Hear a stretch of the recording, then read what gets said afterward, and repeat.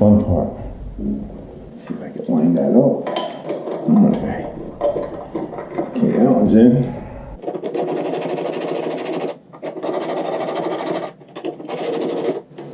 Alright, now I'm going to put the other side in.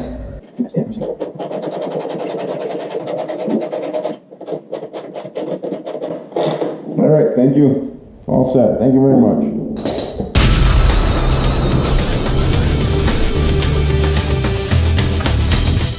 Well, I had the kids come out and help me get the fender back in.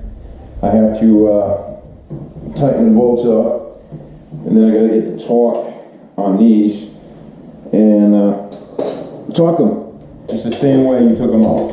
Just doing the opposite here.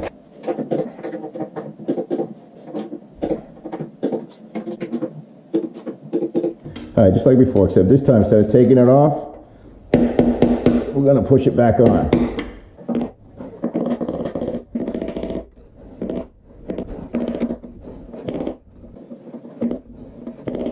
Can't be a pain in the butt, but you get the idea. You gotta fold those tabs back over, just like that one. Okay, and that's how you put the fender back on. And that's all there is to it. There really isn't much to it, you know what I'm saying? If you disconnected the wire for the front fender tip light, I believe it's called, you're gonna have to hook that wire back inside. You know, I think the plug is right behind the headlight or somewhere in here, if I remember correctly.